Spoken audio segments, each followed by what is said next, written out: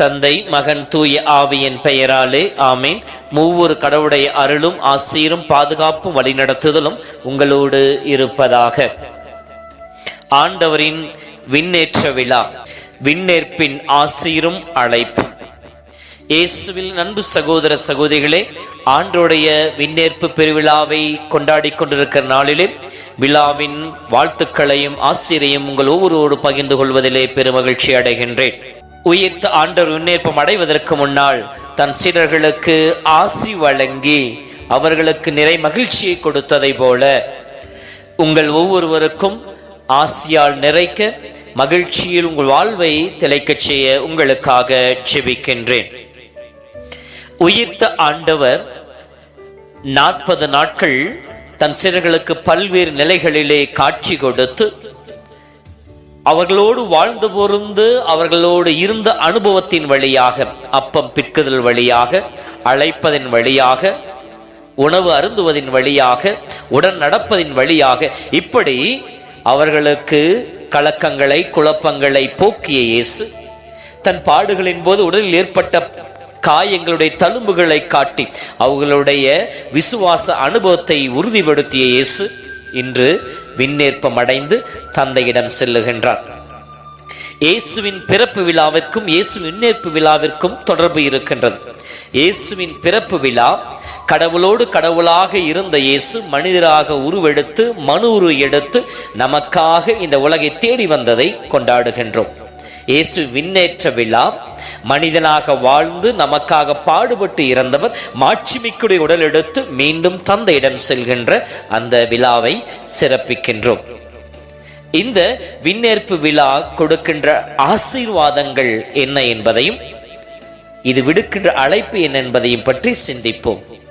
ஆசீர்வாதம் என்று முதலிலே பார்க்கின்ற பொழுது ரோமர் புத்தகத்திலே 8ஆம் அதிகாரம் 34ஆம் வசனத்தை படிக்கின்ற பொழுது பவுலடியார் இவ்வாறு சொல்லுகின்றார்: இறந்து உயிருடன் எழுப்பப்பட்டு கடவுள் வலப்பக்கத்தில் இருக்கும் கிறிஸ்து இயேசு நமக்காக பரிந்து பேசிக் கொண்டிருக்கிறார் என்று சொல்லுகின்றார். விண்ணேற்பு விழா நமக்கு கொடுக்கின்ற முதல் உத்தரவாதம் இதுதான்.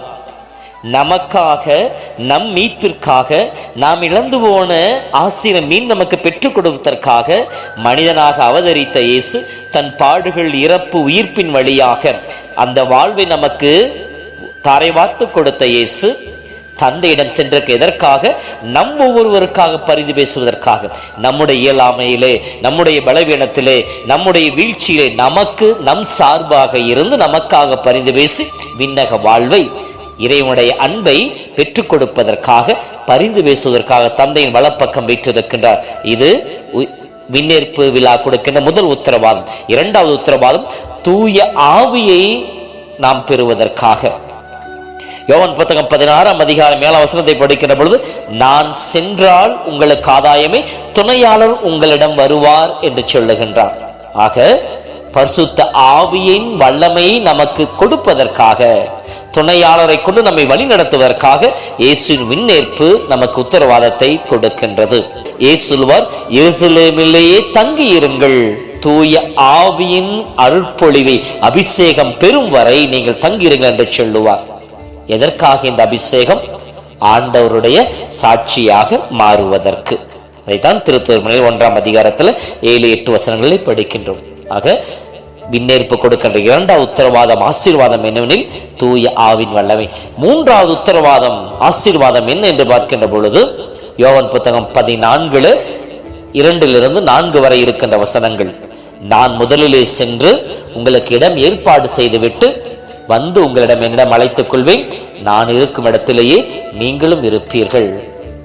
என் ஆடுகள் வாழ்வு பெறவும் அதுவும் நிலை வாழ்வு பெறமே வந்தேன் என்று சொன்ன இயேசு, நாம் நிலைவாழ்வு பெறுவதற்காக தன்னுடைய இரத்தத்தையும் நமக்கு உணவாக பானமாக கொடுத்த இயேசு அந்த நிலைவாழ்விலே இடத்தை ஏற்பாடு செய்வதற்காக, தந்தையினுடைய அருகில தந்தையுடைய விண்ணக மாட்சிமையில் நாம் ஒவ்வொருவரும் பங்கெடுப்பதற்காக நமக்கான இடத்தை ஏற்பாடு செய்ய நம் முன்னால் சென்று நமக்காக பரிந்து பேசி அந்த இடத்தை ஏற்பாடு செய்ய சென்றிருக்கின்றார் என்கின்ற உத்தரவாதத்தை ஆசிரியம் இந்த விண்ணேற்பு விழா கொடுக்கின்றது. நான்காவது இந்த விழா கொடுக்கின்ற ஆசீர்வாதம் என்ன என்று பார்க்கின்ற பொழுது, இயேசு உயிர்த்த ஆண்டவர் தன் பாடுகளின் போது ஏற்பட்ட காயங்களோடு தன் உடலின் வடுக்களோடு அவர் விண்ணகம் செல்கின்றார்.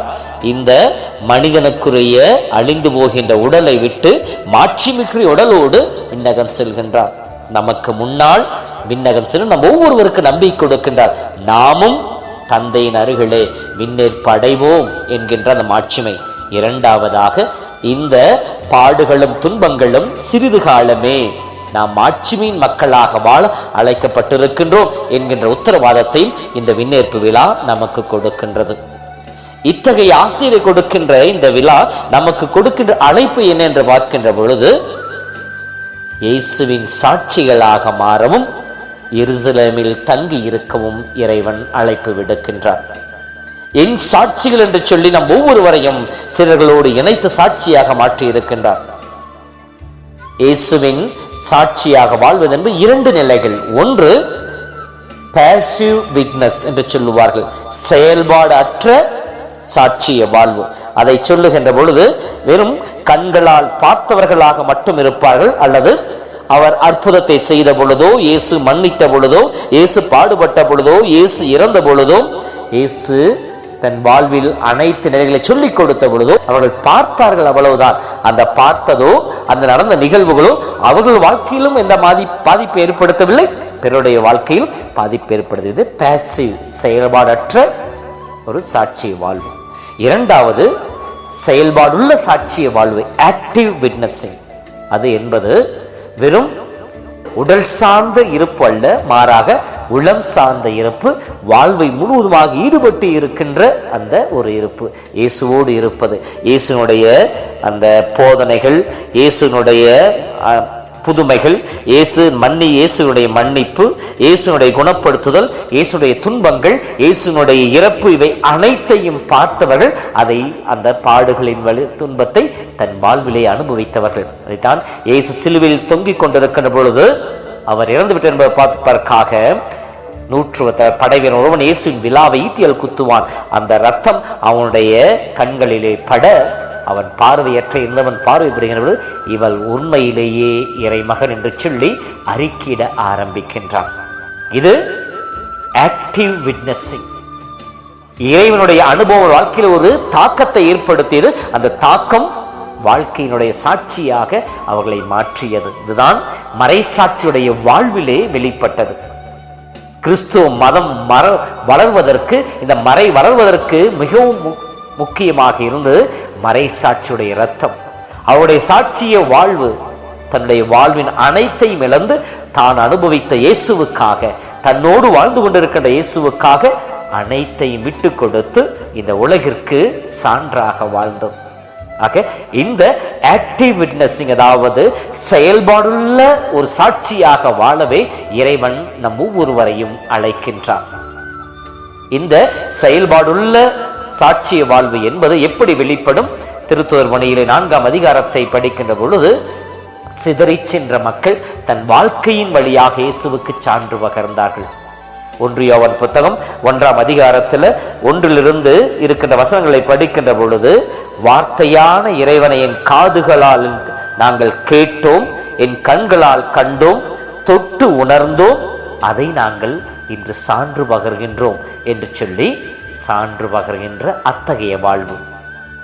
ஆக அன்பு சகோதரமே, இத்தகைய சாட்சிய வாழ்வு வாழ்வதற்கு முன்னால் இயேசு கொடுக்கின்ற இரண்டாவது அழைப்பு என்ன என்று பார்க்கின்ற பொழுது, எருசலேமில் தங்கி இருக்க சொல்லுகின்றார். எதற்காக? தூயாவின் வல்லமை பெறுவதற்காக. நமக்கு எருசலேம் எது? நாம் எங்கு இறை அனுபவத்தை பெறுகின்றோமோ அந்த இடம். அப்படி என்றால் நம்முடைய குருத்துவ வாழ்விலே நம்முடைய அபிஷேகம் பெற்றுக்கொண்ட நாள், அதாவது அருட்சாதனங்களை பெற்றுக்கொண்ட நாள், இடம் எது? ஆலயம். அப்போ நற்கருணை பிரசன்னம், நற்கருணை பிரசன்னத்திலே அமர்ந்து காத்திருந்து இறை வல்லமையை பெற்றுக்கொள்வது இரண்டாவது அழைப்பு. ஆண்டோடைய பிரசன்னத்திலே தங்கி இருப்பது, இவருடைய வல்லமைக்காய் ஜெபிப்பது, தூயாவின் அபிஷேகத்தில் நிறைக்கப்படுவதற்காய். ஆகவே அன்பு சகோதரமே, இந்த நாளிலே இயேசு விண்ணேற்பு பெருவிழாவிலே இறைவன் கொடுக்கின்ற ஆசீரையும் இறைவன் விடுத்த அழைப்பையும் பெற்றுக்கொண்டு அவரது சாட்சியாக இருக்க முயற்சிப்போம். அன்பின் ஆண்டவரே, உம்முடைய விண்ணேற்பு பெருவிழாவிலே மகிழ்ந்து ஆர்ப்பரித்து நன்றி செலுத்துகிற நாங்கள் உன்னுடைய விண்ணேற்பு விழாவின் வழியாக கொடுத்த உம்முடைய ஆசீரையும் உம்முடைய அருளையும் நாங்கள் நிறைவாக பெற்று நாங்கள் இந்நாளும் மகிழ்ச்சியில் உம்மோடு இணைந்து நிலை வாழ்வை நோக்கிய பயணத்திலே நாங்கள் தொடர்ந்து பயணிக்க எங்களுக்கு அருள் தருவீராக. அத்தகைய பயணத்திற்கு துணை புரிகின்ற நற்கருணை பிரசனத்தை இடைவிடாமல் நாங்கள் பங்கெடுக்கவும், திருப்பலியில இறை வார்த்தையிலும் நற்கருணை பங்குவிலும் நாங்கள் பங்கெடுத்து அதன் வழியாக எங்கள் வாழ்வை உறுதிப்படுத்தி இறைவா உமக்கு ஏற்ற சாட்சிகளாக எங்களுடைய பேச்சால் அல்ல எங்களுடைய வாழ்க்கையால் உம்மை இந்த உலகிலே சான்று பகர்ந்து உமக்கு புகழ் சேர்க்க எங்கள் ஒவ்வொருவருக்கும் அருள் தந்து எங்களை வழி நடத்துவீராக. ஆமேன்.